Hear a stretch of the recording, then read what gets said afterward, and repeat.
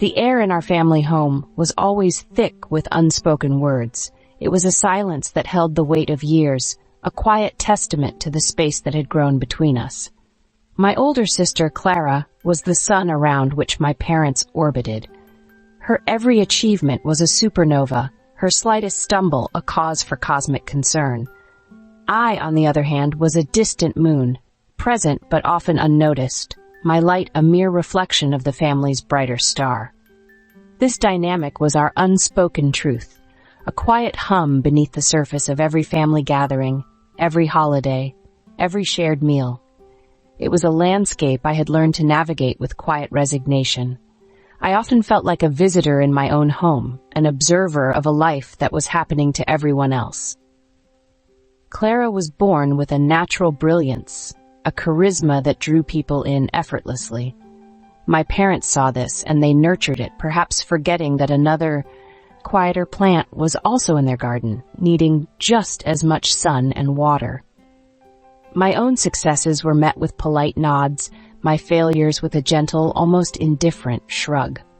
It wasn't malice that guided their actions, but a kind of unintentional blindness, a focus so intense on one child that the other simply faded into the background. This feeling of being an outsider followed me into adulthood. It was a shadow that lengthened in the afternoon of my life, a constant companion on my solitary walks through the countryside near my small cottage. I found solace in the patient rhythm of nature, in the silent company of ancient trees and the steady flow of a river. Here, there was no favoritism. The sun warmed every leaf, the rain nourished every root.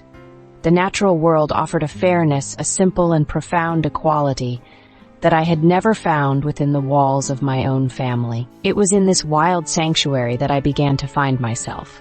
The silence finally broke, not with a shout, but with a whisper. It came in the form of a journey, a trip my parents had planned for the three of them to the vast, untamed landscapes of Patagonia. I was not invited. The news was delivered casually, as if my absence was a foregone conclusion, a detail too minor to warrant special mention. The familiar ache of exclusion returned, sharp and sudden. But this time, something was different. Instead of retreating into my shell, I felt a quiet resolve hardening with me, not let their journey define my solitude. I would embark on my own.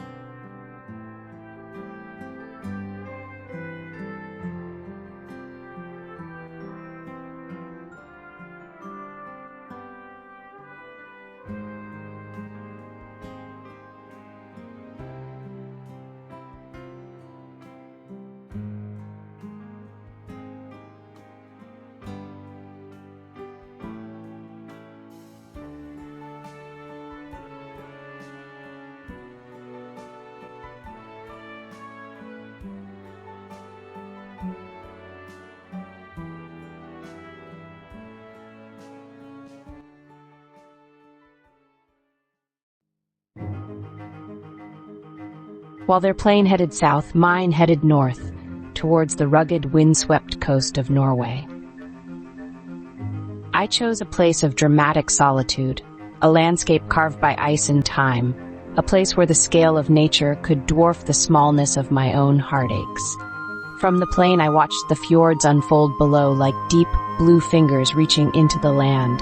They were scars on the earth, beautiful and profound, a reminder that even great wounds can create something of breathtaking beauty. The sheer cliffs plunged into the dark water, their surfaces telling stories of a million silent winters. My journey was not one of sightseeing, but of seeing. I spent my days walking the high trails, where the wind was a constant, cleansing force. It whipped through my hair and seemed to carry away the dust of old resentments. I watched sea eagles circle on the updrafts, their movements full of grace and purpose. They were masters of their domain, untroubled by the judgment of others. In their fierce independence, I saw a reflection of the person I wanted to become. Each gust of wind, each cry of a distant bird felt like a message from the world, telling me to be still and listen. I found a small, isolated cabin overlooking the water. My neighbors were the tides and the seabirds. I watched the local fishing boats heading out at dawn, their crews working in a silent, synchronized dance passed down through generations. Their lives were intertwined with the rhythms of the sea, a relationship built on respect and understanding. They moved with a quiet confidence, their faces weathered by the sun and salt spray. Their simple, profound connection to their environment was a lesson in itself.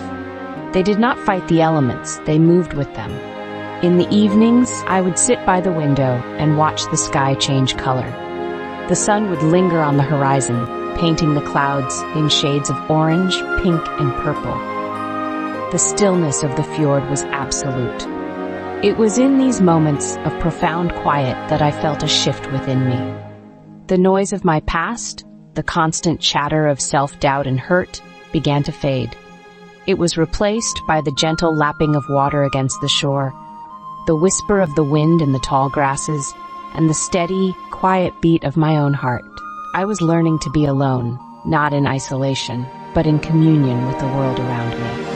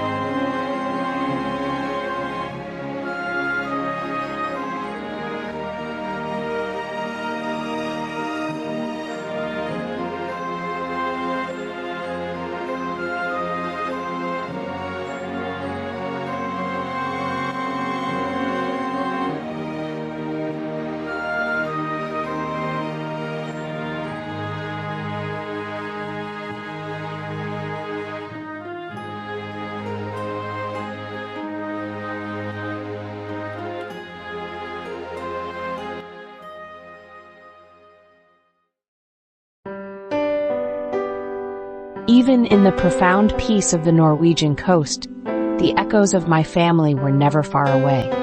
I would see a family laughing on a ferry and feel a pang of longing. I would watch a father teach his son to skip stones and remember all the moments I had wished for a connection that never quite formed. These feelings were not bitter, not anymore. They were like old photographs, faded and softened by time and distance. I could look at them now without the sharp sting of rejection. I was simply an observer of my own history, tracing the lines of a story I was finally beginning to understand. One afternoon, I hiked to a high vantage point, overlooking a vast glacier. The ice was a brilliant, unearthly blue, a river frozen in time. It moved imperceptibly, carving and shaping the very mountains around it with immense, silent power. I thought of my parents and their relationship with Cara. Their love for her was like this glacier, immense, powerful, and utterly focused in its direction. It was a force of nature in its own right, and like the mountains, I had simply been shaped by its path, an unintended consequence of its powerful forward motion. It was a strangely comforting thought. The local culture was one of quiet resilience. I spoke with an old fisherman who told me stories of the Huldra, mythical forest creatures who were beautiful but had a hollow back like a rotten tree trunk. It reminded me of my family's beautiful facade, the perfect picture we presented to the world, and the hollowness I felt behind it. The stories of the people here were woven with the landscape, full of respect for the unseen forces and the hidden depths of the world. They accepted the mysteries of life, the light and the shadow, with a grace I was only just beginning to learn. As the days turned into weeks, I felt a new strength growing within me. It was a quiet confidence born not from external validation but from an internal source. I had faced my solitude and found it was not an empty void but a space filled with possibility. The vast, open landscapes had given me room to breathe, to expand beyond the narrow confines of my family role. I was no longer just the forgotten sister. I was a traveler, an observer, a survivor. I was the mountain, the fjord, the eagle on the wind. I was whole on my own.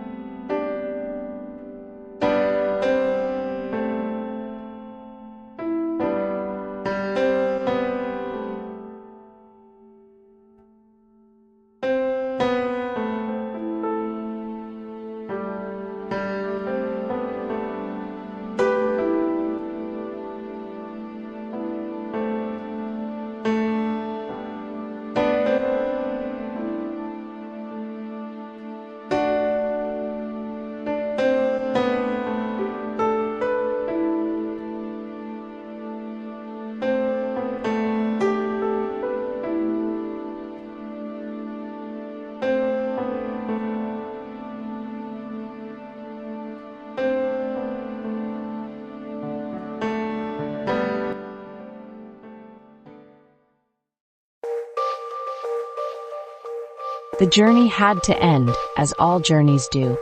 I returned not to the family home, but to my own small cottage, a sanctuary I had built for myself. A few days later, a package arrived. It was from my mother. Inside was a small, ornate box and a letter. My hands trembled as I opened the envelope. The letter was short. It explained that my father had passed away peacefully on their trip, and that he had left something for me. He had insisted my mother give it to me, and only me, after their return. The box contained a collection of letters bound in twine, all addressed to me in my father's familiar, spidery handwriting. I spent the entire night reading them. They were a secret history of my life, written over decades. In them, my father explained everything. He saw my quiet nature, my sensitivity, and he worried the world would crush it. He and my mother had focused on Clara because she was bold and demanding, and they feared her fire would burn out if not constantly tended. They saw me as the strong one, the resilient one, the one who didn't need their constant attention. It was a terrible, profound miscalculation. He wrote of his pride in my quiet achievements, his regret for his silence, his deep and abiding love that he never knew how to show. The next day, my mother and Clara arrived. They had not heard from me, and they were worried. I met them at the door, the box of letters in my hand. Clara saw them, and her face, already etched with grief, tightened. "More secrets?" she asked, her voice sharp with a lifetime of perceived slights of her own. What did he leave for his favorite now? The old dynamic flared, but I did not retreat. I simply looked at her, my sister, and for the first time I saw not a rival but a person who had carried her own burdens. "They're for you, too," I said, my voice steady.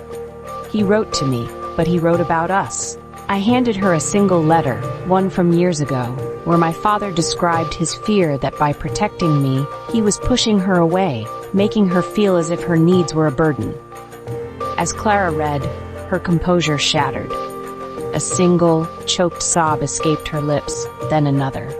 The dam of a lifetime of misunderstanding broke, and she crumpled into my arms, weeping not just for our father, but for the years we had lost to the silence and the shadows.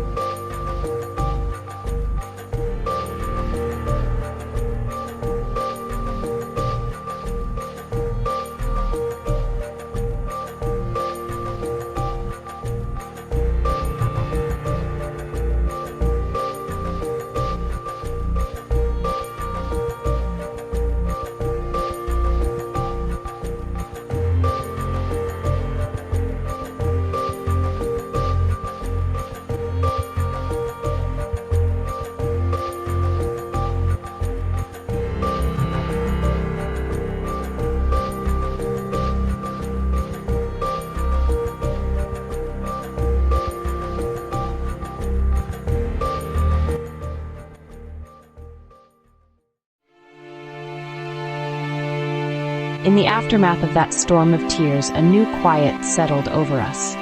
It was not the heavy, oppressive silence of the past, but a soft, gentle stillness. It was the quiet of understanding. We sat together for hours, my mother, my sister, and I, passing the letters between us. We were three archaeologists, carefully excavating the ruins of our family, piecing together the truth from the fragments our father had left behind. We discovered that each of us had felt alone in our own way. We had all been navigating the same territory, but with completely different maps. The letters did not erase the hurt, but they reframed it. They were a testament to a father's flawed but profound love. He had made mistakes, as all parents do. He had built walls where he meant to build bridges. But in his final act, he gave us the tools to tear those walls down. He gave us his truth, and in doing so, he gave us back to each other.